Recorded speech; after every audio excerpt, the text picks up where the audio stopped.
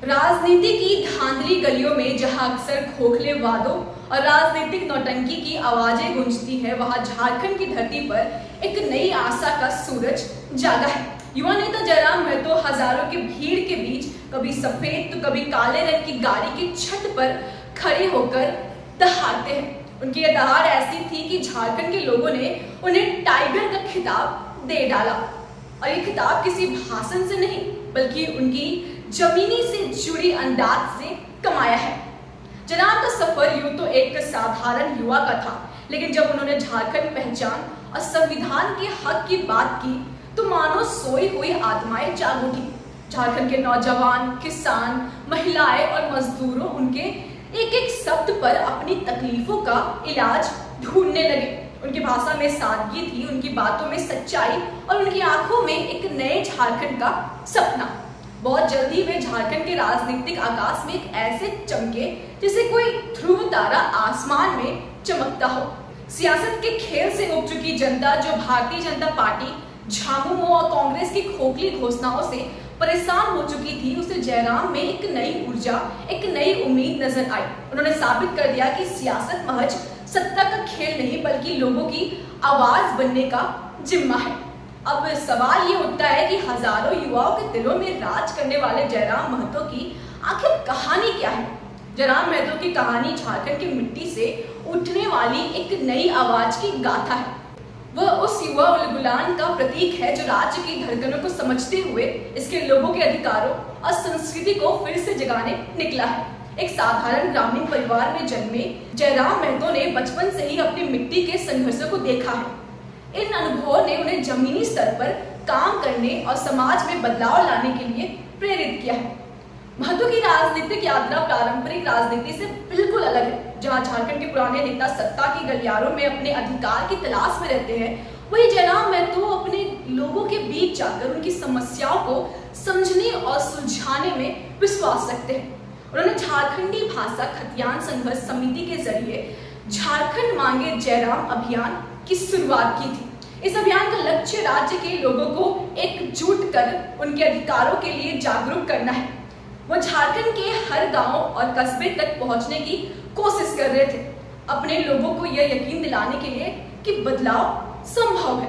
उनकी नई पार्टी के उदय के साथ झारखंड की राजनीति में खलबली मच गई है। झामुमो और कांग्रेस जैसे दल, जिनके पास वर्षों से राज्य की बागडोर है, महतो के उभार से असहज है। वे उन्हें बीजेपी का सहयोगी मान रहे हैं।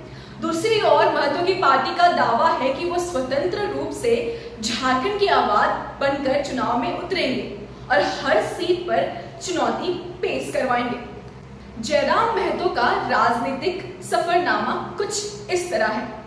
जयराम महतो लोकसभा चुनाव में झारखंड की राजनीति में एक नए चेहरे के रूप में अपनी दामदार उपस्थिति दर्ज की थी।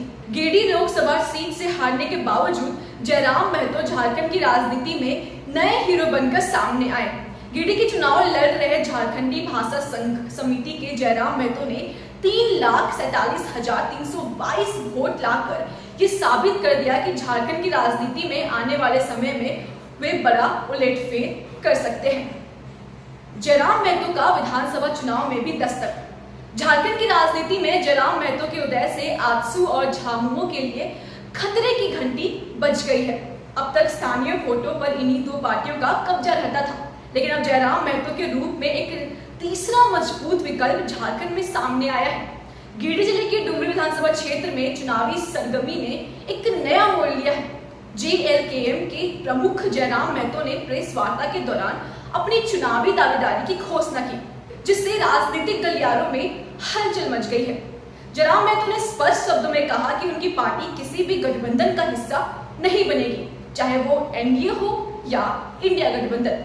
उनका दावा है कि दोनों प्रमुख गठबंधन में उन्हें साथ आने का प्रस्ताव दिया था, लेकिन उन्होंने इसे ठुकरा दिया, ये दर्शाते हुए कि JLKM अपनी राह खुद तय करेगा। आगे उन्होंने कहा कि हम झारखंड के धनबाद जिले की सभी सीटों पर अपने दम पर चुनाव लड़ेंगे।